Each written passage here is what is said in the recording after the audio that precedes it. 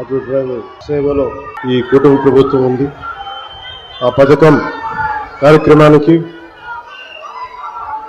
ప్రారంభించేందుకు ఇచ్చేసిన గౌరవ ముఖ్యమంత్రి వర్యులు దార్శనికులు శ్రీ నారా చంద్రబాబు నాయుడు గారికి నా హృదయపూర్వక నమస్కారం. ఈ వేదిక పైన ఆసీనులైన గౌరవ మానవ వనరుల అభివృద్ధి, సమాచార సాంకేతిక, electronics and communications, real time governance శాఖల మంత్రివర్యులు సోదరులు శ్రీ నారా లోకేష్ గారికి, రాష్ట్ర బీజేపీ అధ్యక్షులు శ్రీ మాధవ్ గారికి, గౌరవ మంత్రి శ్రీ మండిపల్లి రామప్రసాద్ రెడ్డి గారికి, హెల్త్ మినిస్టర్ శ్రీ సత్యకుమార్ యాదవ్ గారికి, విజయవాడ పార్లమెంట్ సభ్యులు కేసినేని శివనాథ్ గారికి, గౌరవ విజయవాడ సెంట్రల్ శాసనసభ్యులు బోండా ఉమా గారికి, ఈ పథకాన్ని రాష్ట్ర ప్రభుత్వం ఉన్నతాధికారులు శ్రీ ఎంటి కృష్ణబాబు గారికి, శ్రీ మనీష్ కుమార్ సిన్హా గారికి, లక్ష్మీ షా గారికి, కలెక్టర్ వారందరికీ నా హృదయపూర్వక నమస్కారం. ఇతర ఉన్నతాధికారులకి అందరికీ కూడా నా హృదయపూర్వక నమస్కారం. ముఖ్యంగా ఇక్కడికి విచ్చేసిన మా ఆటో డ్రైవర్ సోదరులందరికీ, వారి కుటుంబాలకి, మీడియా మిత్రులకి పేరు పేరున హృదయపూర్వక నమస్కారం. 2000 గత ప్రభుత్వం ఉన్నప్పుడు చాలా సందర్భాల్లో గ్రీన్ ట్యాక్స్కి ఇబ్బంది పడుతున్న మా దగ్గర ప్రస్తావించారు. దానిని సంవత్సరంన్నర లోపే ఆ సమస్యను అడ్రస్ చేయడం జరిగింది. అలాగే గత ప్రభుత్వం మనకి మనీ ఇచ్చిన కానీ రోడ్లు పూడ్చలేకపోవటం, మరింత రిపేర్లు రావటం, ఇవన్నీ చాలా సందర్భాల్లో మాట్లాడాను.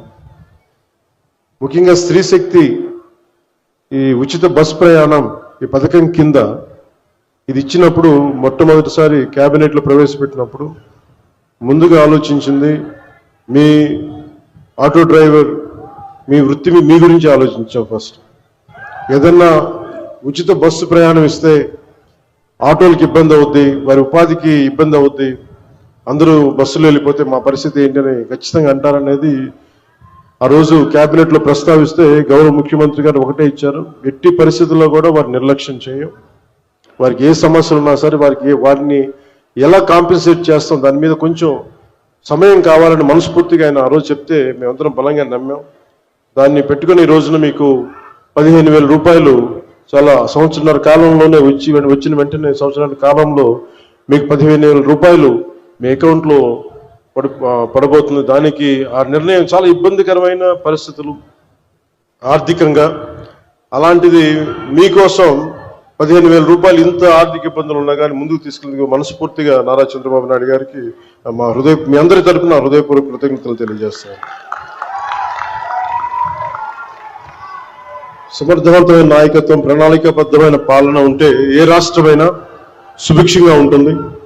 గడిచిన 15 నెలల కాలంలో గౌరవ ముఖ్యమంత్రి శ్రీ నారా చంద్రబాబు నాయుడు గారి నాయకత్వంలోని కూటమి ప్రభుత్వం ఈ విషయాన్ని పదే పదే నిరూపించింది.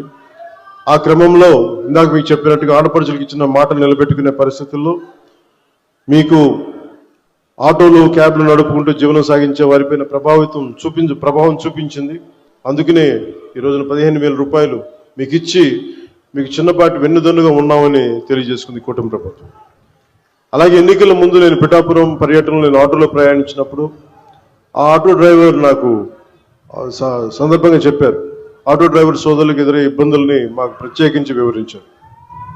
అలాగే ఈ రోజున ఆటో డ్రైవర్ సేవలో కార్యక్రమం ద్వారా స్త్రీ శక్తి పథకం మీకు జరుగుతున్న నష్టాన్ని భర్తీ చేసే ప్రయత్నం చేస్తూ అర్హులైన ప్రతి ఆటో డ్రైవర్కి ఈ రోజున 15,000 జమ చేస్తూ దాదాపు 3 లక్షలు, ఇంకా సరిగ్గా చెప్పాలి 2,90,000 మందికి ఈ ఆటో డ్రైవర్ సేవల పథకం ద్వారా లబ్ధి చేకూరుండగా మీ అందరి కోసం ప్రభుత్వం ఆర్థిక ఇబ్బందులు ఉండి 436 కోట్ల భారాన్ని ఈ రోజున రాష్ట్ర ప్రభుత్వం చాలా ఆనందంగా మోస్తుంది. అంటే మీకు చిన్నపాటి ఊతం ఇవ్వగలిగితే అది భారం అయినప్పటికీ కూడా మీకు ఆనందంగా మోస్తుంది ఈ ప్రభుత్వం. ప్రజల సమస్యలు విని వాటిని పరిష్కరించడమే కూటమి ప్రభుత్వం లక్ష్యం.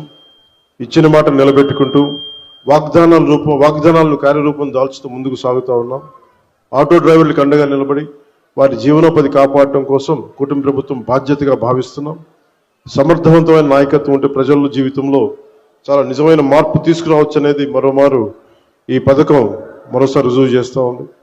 అలాగే మీకు ఇంత కష్టాల్లో కూడా మాకు సహకారం అందిస్తున్న గౌరవ ప్రధాని శ్రీ నరేంద్ర మోదీ గారికి మనస్ఫూర్తిగా ధన్యవాదాలు తెలియజేసుకుంటూ, ముఖ్యమంత్రి శ్రీ చంద్రబాబు నాయుడు గారి నాయకత్వం భవిష్యత్తులో మీకు ముఖ్యంగా ప్రజలతో పాటు మీకు ప్రత్యేకించి ఆటో నడుపుతున్న సోదరుల కుటుంబాలకి మీ అందరికీ కూడా మేము అండగా ఉంటామని తెలియజేసుకుంటూ సెలవు తీసుకున్నాను. జై హింద్.